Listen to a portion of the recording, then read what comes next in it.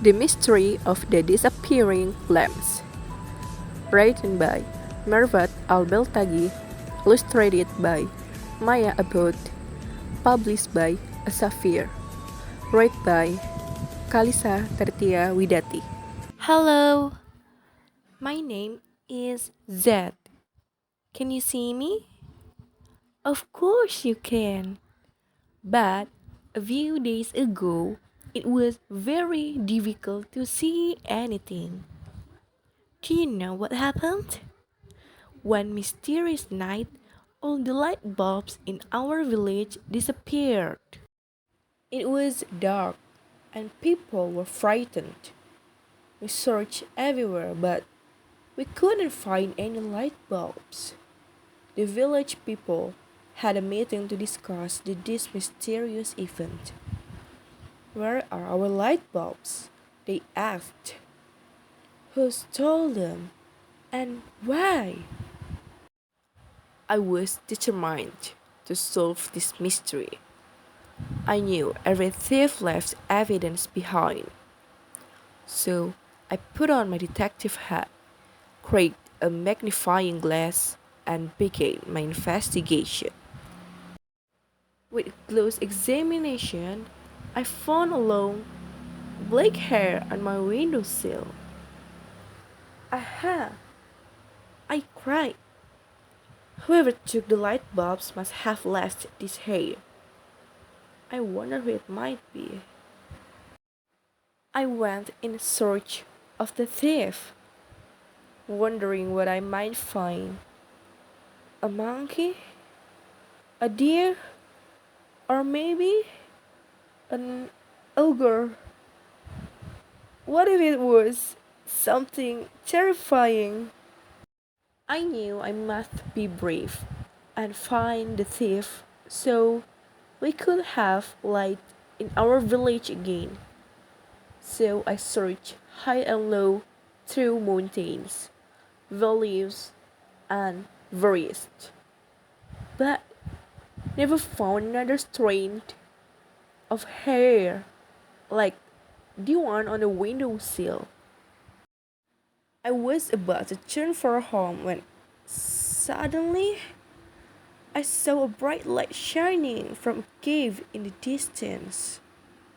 Could it be someone who knew about our light bulbs? I climbed quick as a monkey to reach the opening high up on the mountain.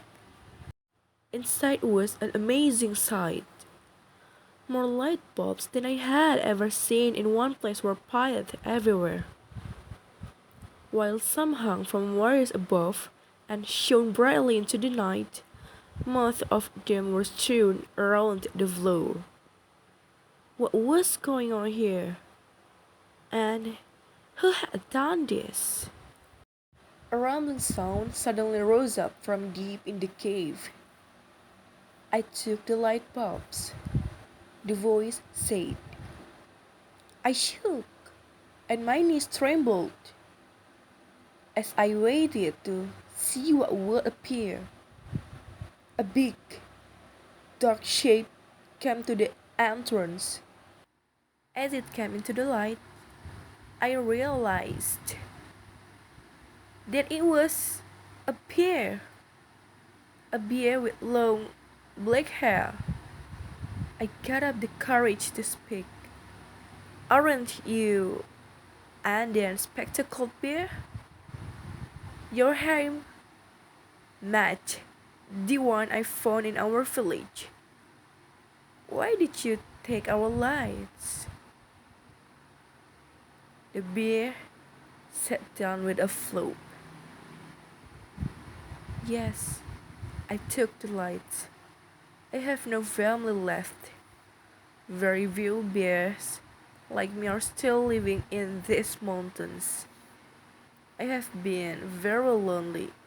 I thought the bright lights would get the attention of another bear who could come keep me company. Did it work? I asked, feeling sorry for the bear now and no longer frightened. No, you're the first one to see my light. You're not a bear, but would you be my friend? You could have asked first before taking the bulbs. I scolded the bear.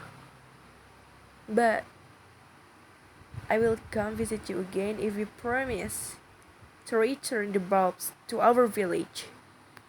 Surprisingly, the bear agreed. I am happy to return your bulbs, he said.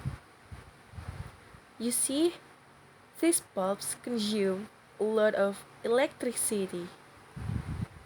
The bill I received after turning on so many lights was very high, and if you come visit me again, I won't need them anymore. I've never thought about how much electricity light bulbs use before, but that gives me an idea.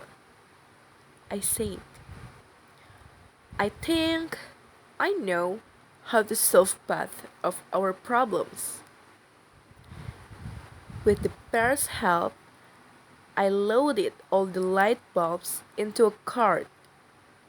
Then I carried them back to the village, but not to plug back in.